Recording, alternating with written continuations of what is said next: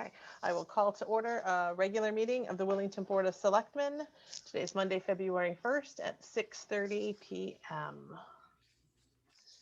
The first item after call to order on our agenda is approval of minutes. We have two sets of minutes from our last January 19th. We had a regular meeting and a special meeting. So I will move to approve the special meeting minutes from January 19th. I will second that. Seconded by John. Any discussion? All right, seeing none, I will call for a vote. Blessington, Aye. Horitz, Aye. Washinsky. Aye. All right, the next. Just for a Minute. change, I will make a Thank you. motion to approve the minutes of January 19th, 2021 as written. Second. I'll stay out of it. I like it. Any discussion? No. All right, all those in, I'll call for a vote. Blessington, Aye. Horitz, Aye. Washinsky. Aye. Motion carries. The next item is present to speak. If there is anyone, it looks like everyone here is on video, and you do not have to be on video. If you choose to speak, you can unmute yourself.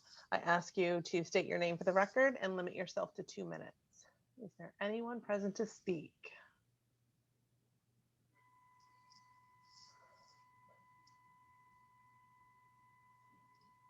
All right, if you don't choose to speak now, there's always an opportunity at the end of the meeting. So seeing none, I will move forward. Correspondence, I'll wrap. Heather had none to report. I'll kind of roll the correspondence I got into a selectmen's report. I don't have the official copy. It's in the office and no one was in today. Yesterday I was emailed from our assessor, his report on the grand list totals. So those have come into us. Walter reports, and Heather, you'll have the document to get all these figures from if that makes it easier. The October 1, 2020 grand list was completed, and it shows an overall increase of $1,010,112, which is an increase of 0.22% over the 2019 grand list. This would produce an additional tax revenue of $30,293 at the current mill rate of 29.99. So while it's not, it's really not much. It's not a deficit. So if we can find a silver lining, real estate was down 1.8%. So we're seeing a $4 million change in the negative for real estate. Personal property was up a little over 3.6 million. Motor vehicles was up 1.4 million, which was 3%, for a total of the $1,010,112. We did see a number of homes with a reduced assessment due to crumbling foundations, and the assessment reduction of those 10 homes was $1,383,090. So you can see that's a significant loss on the grand list. In addition, there were some personal property. I think I said personal property went up 3.6 million, which was a 15.52 increase in personal property. So of note, Walter did make a note that while motor vehicle increased, the number of vehicles actually decreased from 6,513 in 2019 to 5,987. And he believes that's attributed to two things for COVID. One, the state allowed additional time to register vehicles. So there could be people out there with unregistered vehicles. And so we won't see them show up in our records until they have done so. And the second reason is the student population at UConn has decreased. and they're working on mine, so that may cause a decrease there. But the ability to not to the waiver for registering your cars is significant. So this report, I will make sure you each get a copy so that you can take a look at it, and I will forward the information on to Lori, our treasurer, as well as the Board of Finance, so they can take a look at that, and it will be part of the revenue projections for 21-22. Any questions on that report? You know, at the end of the day, and we're working with our legislators to continue funding for crumbling foundations, there needs to be more money.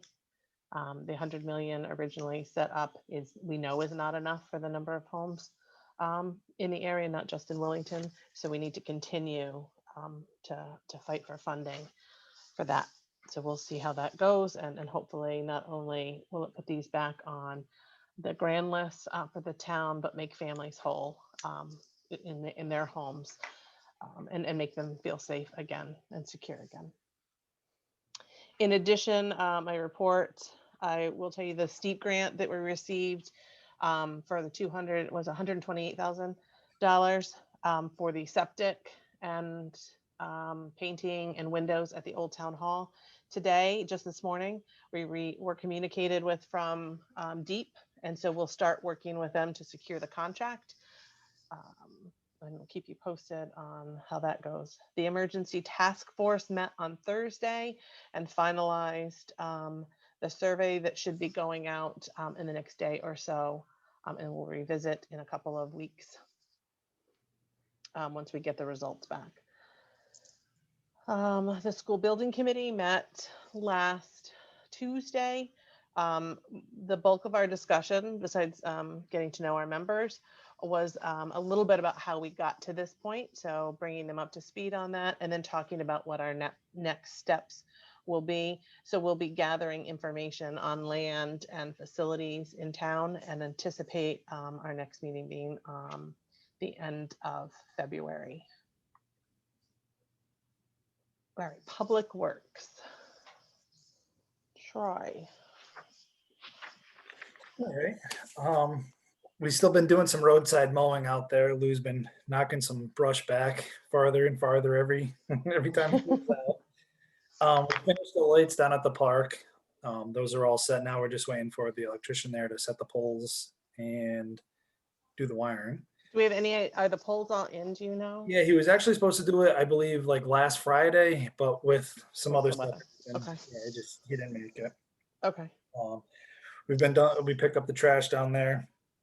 We've been preparing our trucks for the snowstorms. That seems like we're in Snowmageddon again now. The trucks have been washed. We fixed a few mailboxes. I just want to give a little update on the mailboxes. If the plows hit them directly, we will fix them. If the snow rolls off the plow and it knocks your mailbox off, it's not a direct hit from the plow. So if you can go out there and check your mailboxes to make sure the posts are screwed in tight, you have a new post. If the post is 30 years old, with the heavy wet snow, it's going to get knocked down. So we can check those out. And then 2 Saturdays ago, I met with the CIP committee on a Saturday, and we went over the trucks and the equipment at the garage. And that's about it. All right, so I appreciate the update to folks. As you, John and Liza, as you can imagine, Heather and Troy are very aware. The morning after a snowstorm, both of our offices and emails are inundated with either the plow took my mailbox down or my mailbox is down. How did it get down? So snow throw, it's the responsibility of the homeowner. Plow hits it, and we do replace them and fix them. So, and I want to thank Troy for coming in on that Saturday. It was very cold, very, very cold, to meet with CIP, so that we kind of did a field trip so everybody could put eyes on the equipment and the things that we're talking about. And I think it was beneficial for them. So I appreciate you coming in on those times.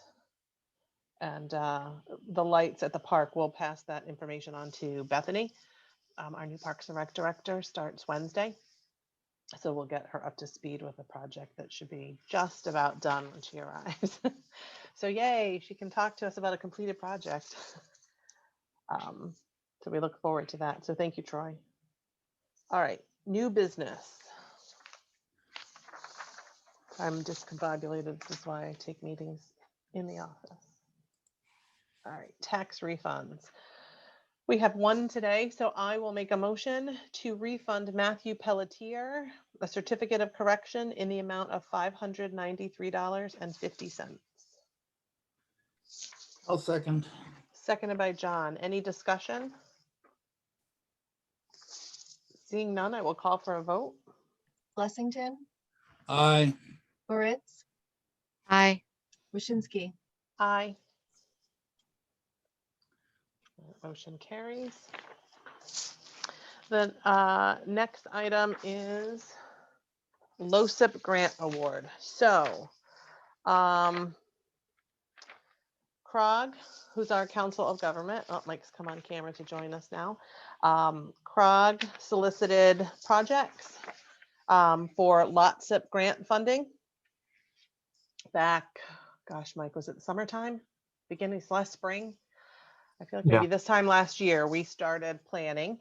There were many folks at the table, superintendent, Parks and Rec director. I think Jenny was there, Troy was there, looking at projects that we thought might fit for this. It's a transportation grant. My hope was that one of those big roads that we see in CIP year after year would be able to fall into this grant, and it did not. There was very specific criteria. And unfortunately, it knocked them out to start with. So we came up with a project in the South Willington area, and we were notified at the end of September that we had been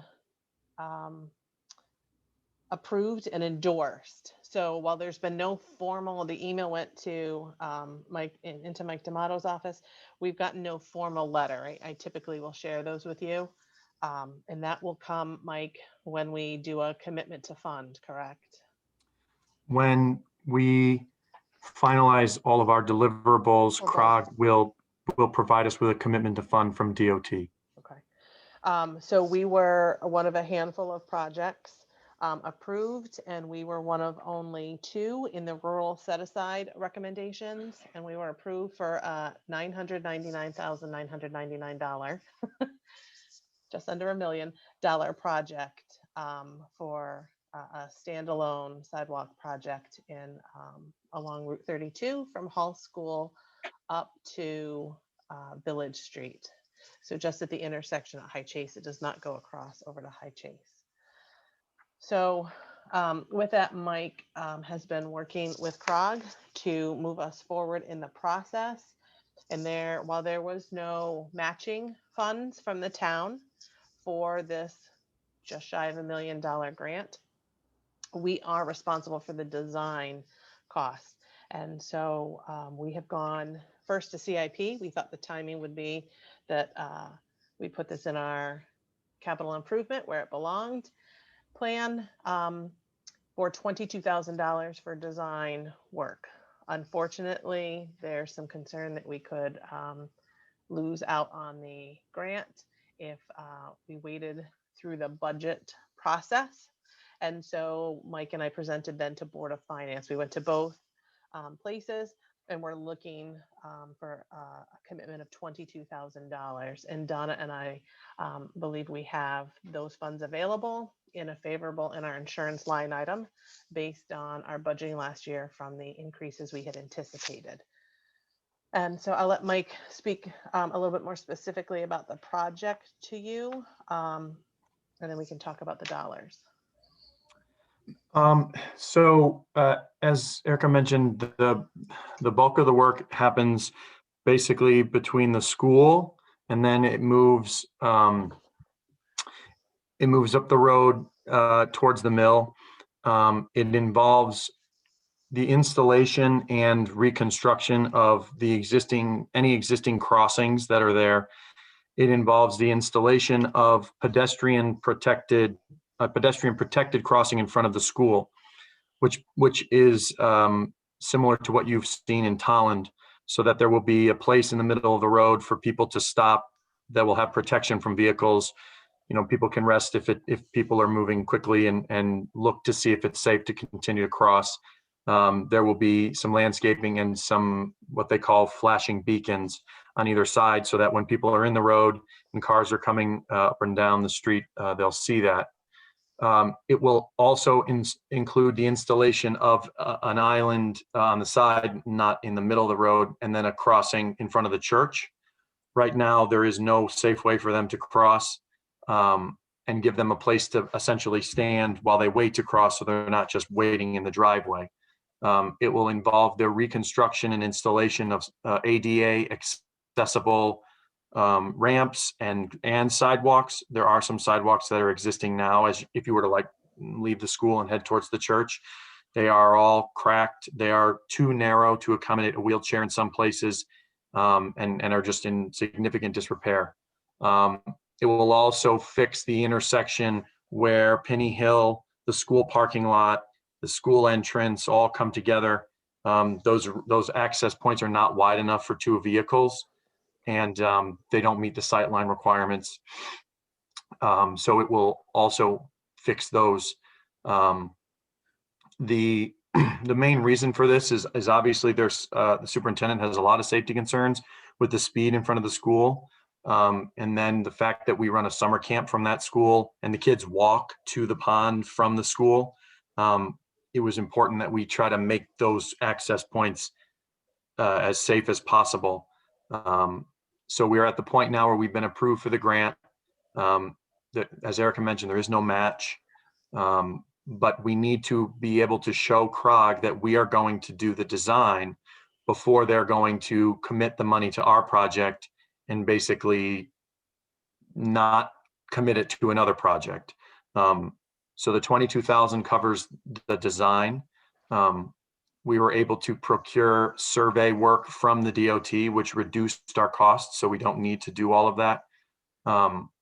And this is not something where we will have to lay out all the capital and then get reimbursed. The funding is available, it's been set aside. So we just need to basically provide the final deliverables to CROG, so we can get the commitment to fund from DOT. They've already done a review of the concept plans. They know that it's a state road. That has already happened. So that's just basically the stage that we're at now. John? Okay, now, this is going to start at the school, and it's going to go north to past the church. Yeah. It's gonna continue and meet up with the existing sidewalks that come south from the mill. So it'll go up to the mill. Will it? No. It'll go up to the intersection where High Chase is. That's Village Street. Okay, the Village Street. It will stop. It will not cross Village Street. It will stop at Village Street. Okay. And a lot of that was based on, we would have loved to have been able to do a full project, but we ran into the maximum ask. We couldn't do any more work because we asked for the max amount. Okay. Yeah, we'd hoped when we sat down and determined that this was where we could go with this. We'd really hoped we could fix all those sidewalks. As you know, John, there's been lots of discussion about those sidewalks. And so that was our hope, was that we could do all of it. Mike and I have talked about if there's change or if there's savings in our plan after the review is done and we can add some of those sidewalks in, we would try for a change using the same dollars and extending the work. So if we can, that's the plan. Although my concern was more with crossing Route 32 from the parking lot to the mill itself. Right. That's kind of a dangerous one, but we've lived with it so far. And Yeah, that is a dangerous point. It is, and that's a little bit more unclear, right? So the church has a parking lot across the street. The parking lot that's across from the mills, I'm not sure that it goes with the mills. I think it goes with the house that's there, right? So I'm not sure where that would all stand. And I definitely don't think we could come up with enough dollars to add all of what would need to go with a crosswalk there, especially because of the, it's right at the curve, just past the curve. But if we can extend to do some additional work down there, we're going to try. But unlike a low set project or some of our other funds, we do not have to outlay the dollars and then they're reimbursed to us. These are, the costs are all submitted and paid for the grant. Well, we gotta take what we can get. It would have been nice if it went further. but let's Yes, what we- yeah. Look, yeah, look, if I could have gotten that Village Hill or Schofield Road project that's been there for years, we would have done that too. But we were pretty excited to get, well, we're gonna call this the $1 million grant. We're $1 short. I'll give you the dollar. I got it right here. Got it right there. Yeah. So the cost to us is 22,000, right? So we're talking about 2% of this. And while I would have liked this to go through the normal process, our concern is the timing of it, and that we could lose the commitment of dollars. And so because I feel confident that we have money in that insurance line item, and not because we over budgeted, it's because we budgeted what we thought the increase would be when we went to referendum, and then turned out our costs were better. So we've got some dollars in there. And so my recommendation will be that we move forward and ask, I plan at the 18th of February regular meeting of the Board of Finance to ask them for a transfer from one line item to another, and that we can pay for this out of our current operating budget. We can do the design work now and get things moving. We don't think construction will happen this summer, simply because we'll just be starting the process. More likely it will be next year, but they will, once we do the design work, they can begin their process on this. Correct, Mike? Is the sidewalk on both sides of the street or just one side? There is sidewalk Oh, in sections on both sides now, but we are basically trying to bring it all so that there is not, people aren't forced to continue to cross. So as of the way that the concept plan was provided, we're keeping everything. If you're headed from the school towards the mill, it's all going to be on the right side, to limit the amount of crossings, because the distances, the cars are so fast on that road. They need such a distance to be able to see that we just can't get it. and this, because the state was planning to do some work in the area of Hall School, we were able to kind of piggyback on some of their things, as Mike told you, and save some dollars there. They're going to lower that parking lot across the street. And so the paving will be done within a CIP plan for the school, and they'll do that afterwards. We were hoping to have that done as part of the project, but it could not be included because it's a school. Is that correct, Mike? Sorry, I missed you. The because parking, the reason we couldn't add the parking lot construction. Yeah, because it's a facility that is basically town owned, and it doesn't contribute to transportation. Had we known that they were going to do that, maybe we would have advertised it as a park and ride for a couple of months before we applied, and it would have qualified. But I mean, it's a parking ride for the school buses that go to Wyndham Tech, Yeah. but but the That's a other formality. important thing, which I kind of glossed over, is that this will also include an ADA accessible Yes. access point from the school to the parking lot, because right now there isn't one, which is an important point, which I don't even know how someone in a wheelchair would get into the school. They'd probably have to park on the same side of at the school. Yeah, if you're Um, on the opposite side, if you pull into the school, there's a little upper parking lot there, and there is handicap parking there. I think Yeah. there's one spot, maybe 'Cause- two, so they could park there, but it would be nice if there was accessibility across the street. The slope of it does not currently function well. And again, hopefully this will help with speeding.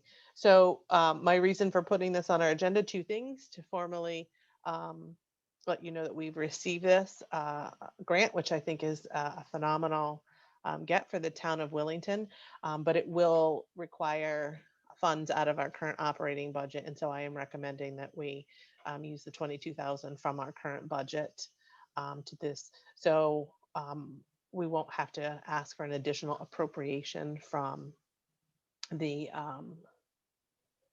Board of Finance. So we won't have to go back to taxpayers for an additional appropriation. So if I have your full support on that, that would be. Do we have to vote or make any motions, or just We, nod our we- heads? We do not. You could speak your support of the project.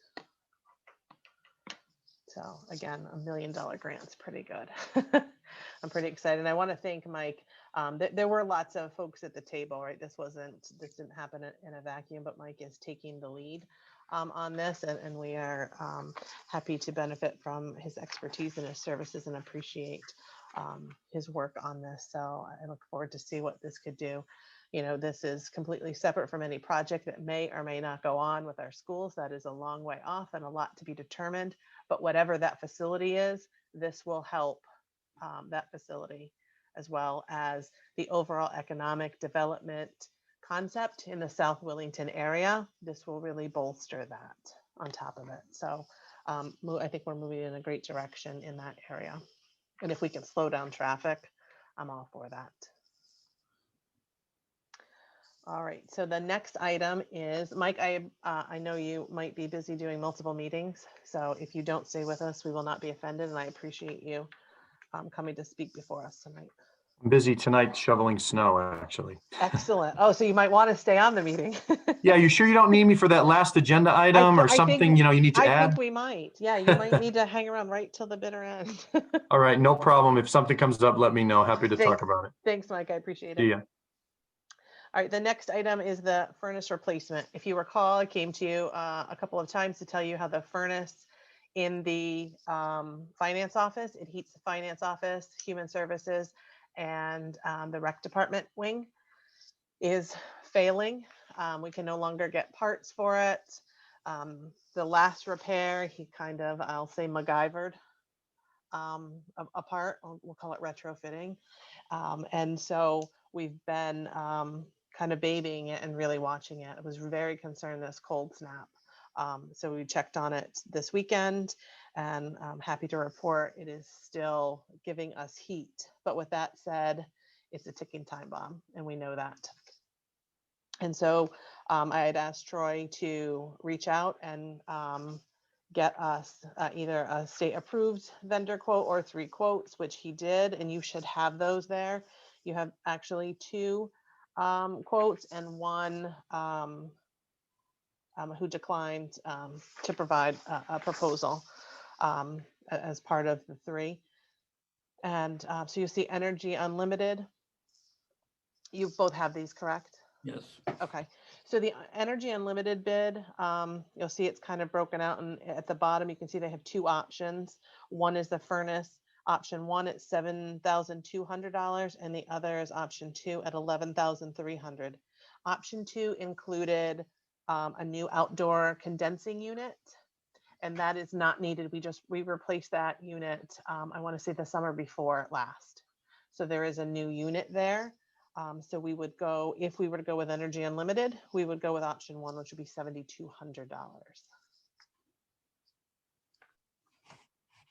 And that comprises the top portion plus option 1, the $800, which would be connecting the furnace and that AC unit together. The next quote is from MCOR, and that is for a total of $10,650. So while they are using 2 different brand furnaces, I believe, Troy, the rest of the work is identical. And they, can you talk to us about what they would be doing outside? There were some vents that needed, exterior vents that need replacing. Yeah, the stack for the furnace. So like the flue basically needs to be, that pipe, the chimney pipe more or less needs to be replaced. And that in the quote last year, they had that written up to be replaced. So it's in need of replacement. So with the new furnace, they're both those quotes are to, replace the flue pipe and going out through the chimney. Okay. This is another item that we, again, have dollars in the insurance line item. And I believe we can replace this in this fiscal year out of the current operating budget without having to go to back to Board of Finance and to town meeting for additional taxpayer dollars. So Troy sent me an email today with a recommendation. Troy, your recommendation of these 2 quotes we received would be? Energy Unlimited. They did some work. They put the other furnace in the town office building, and they did the oil tank in the old town hall. So they came right out every time when it was, I called them in the morning when the furnace broke down the other day, and they were out within a few hours to get heat there. So I would highly recommend their service. They've been wonderful to work with, and they haven't had a problem. And they were willing to bring in portable heaters at no extra cost to do the job during the day instead of on a weekend. So the building would still have heat while That was going to be my next question. So our finance office could continue to work on the day this was replaced, unlike the last furnace that needed 2 days of replacement, John? Okay, so Troy, you're recommending the Energy Unlimited option with option one. Do I understand that? yeah, for the, I believe it's 7,200 or 7,400. That's correct. 7,200. 72, yep. Okay, and the other option is, or the other proposal is more expensive, and this, I like this one, so I would make a motion that, or did we have a motion No, written? go, you can go ahead. Go ahead. And I would make a motion that we grant the contract to to Energy Unlimited for the train furnace with a cased air AC coil to properly fit on the new furnace for $7,200. I will second that motion. Any discussion? I will add, again, because we can take this from current dollars, I will be going to the Board of Finance for a line item transfer that will allow us to appropriate the dollars within our current budget, and we can get this work done. Again, the key is that they'll be able to do it on a work day, still heat that portion of the building for us, and finance will be able to work. As you can imagine, working remotely or taking a day off during budget season is, while some people might enjoy it, probably not so much our finance office. Nothing's harder than saying go work from home without any of your paperwork. All right, any other discussion? All right, if seeing none, I will call for a vote. Blessington, Aye. Moritz, Aye. Waschinsky. Aye. Motion carries. Thank you. Troy, thank you for doing that. I know we, especially this weekend, we really kind of on pins and needles, waiting to see every day if there was heat. Troy checked on it one day, I the next, and Troy this morning happily reported there was still heat in the building. So because we did come in a couple of Mondays and to 50, 52 and 55 degrees in that building, in that part of the building. So thank you. All right, COVID update. So since our last meeting, we've had 33 positive cases in Willington. So often we're asked about active cases. So I would say we have, close to that 33 active cases reported as of this afternoon with 12 probables. So that brings us to a total of 195 total cases since last March. Okay, so about 33 of those we'll call currently active. It brings me no joy to report that we've had no additional deaths reported from Willington residents, but certainly across the state and across the country, we've lost several individuals. So we'll keep them all in our thoughts. In addition, vaccines are still available. We are in phase 1B, and 1B eligible individuals currently are those 75 and over. It's, as you can imagine, it's a state sponsored internet system that gets you into the system and an appointment. And we're talking about our citizens who probably as a whole, a higher percentage, not very tech savvy or just don't have the means. And so it's been a little bit challenging. DPH is now given us some data. They're going to start reporting and they're going to add data points to this. But what they reported on Friday was on the number of vaccines thus far of our total population in Willington. So those who got a vaccine as a part of phase 1A, which were medical first responders, hospitals, nurses, nursing homes, paramedics, firefighters, police, and such.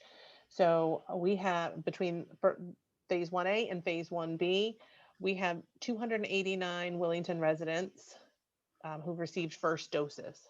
So that's 4.9% of our population. So we're doing pretty good as a whole.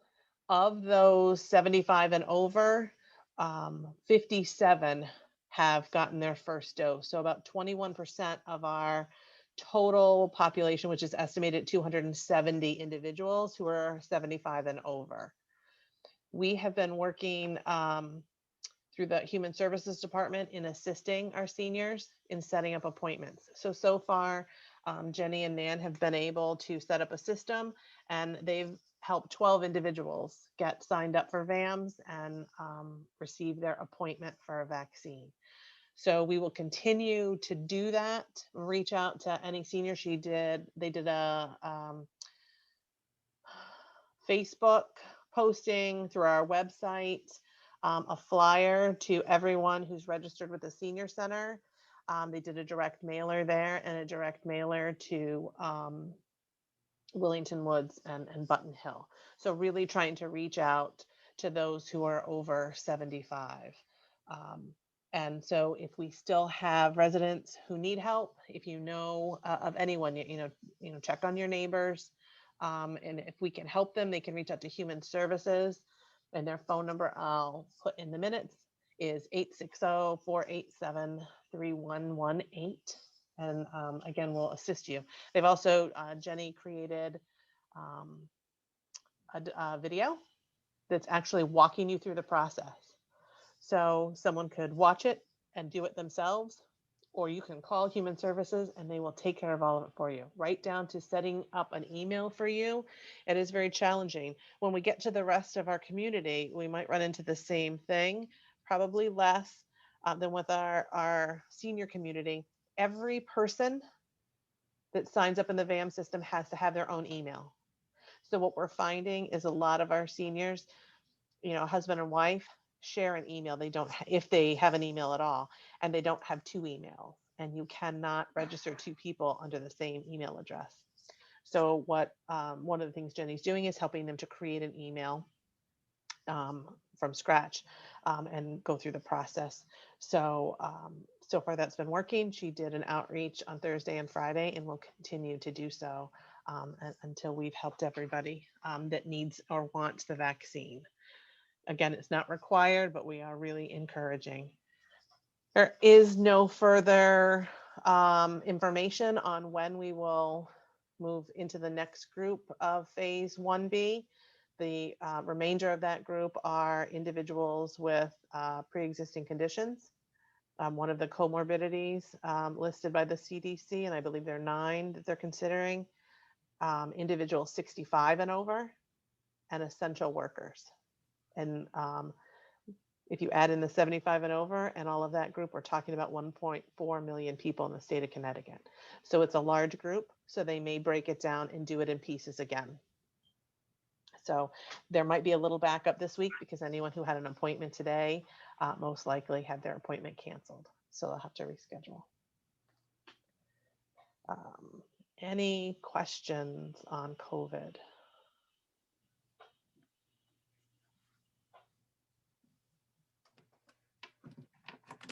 All right, seeing none, that brings us to present to speak again. Is there anyone on the line who is present to speak? You can unmute yourself.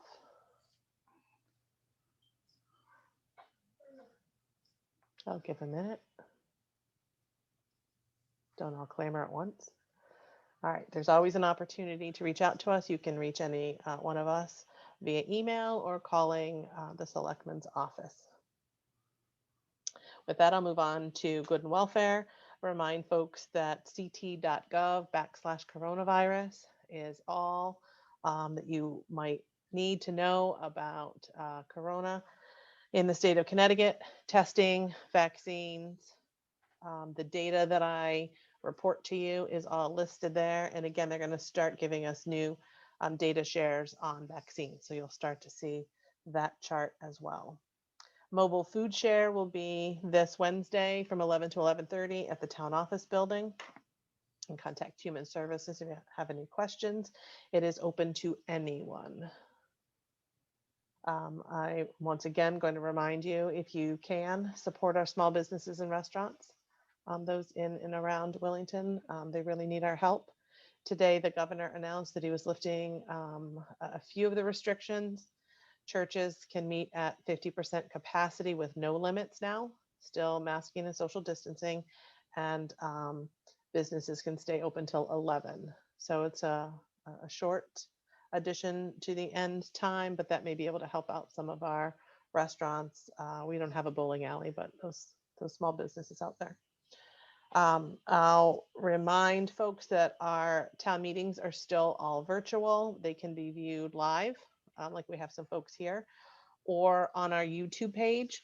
And you can get to our YouTube page from the website. So if you click on wellingtonct.org, on the left-hand side, choose online board and commission meetings. That link will take you right to our YouTube page. And you can see all of the public meetings that we've had in this virtual session. The last good and welfare I have is I want to thank our public works crew who's currently out there. Troy, did they come in at a normal time this morning? Or did you bring them in early? I brought them in at 4:45 this morning. All right, so listen, they've been in since 4:45. They've got a ways to go. And so, well, yes, it is their job. We recognize they put in long, hard hours to keep our roads clear and our residents safe. And I want to thank them for all that they do on nights like this. I appreciate it. John or Liza, anything for good and welfare? All right. I'll remind folks to remain socially distant, wear your mask, wash your hands. Remember, we have to think beyond ourselves. And together we can get through this. And with that, I will make a motion to enter into executive session and invite the Public Works Director. I'll second. All right, any discussion on debatable matter? All those in favor? Aye. Aye. Aye. Aye. Okay. Heather, can I ask you to stop or pause the recording and resume recording? All right, it is. We have now left executive session. The only item left on the agenda is adjourn. So I will make a motion to adjourn at 7:31. Second.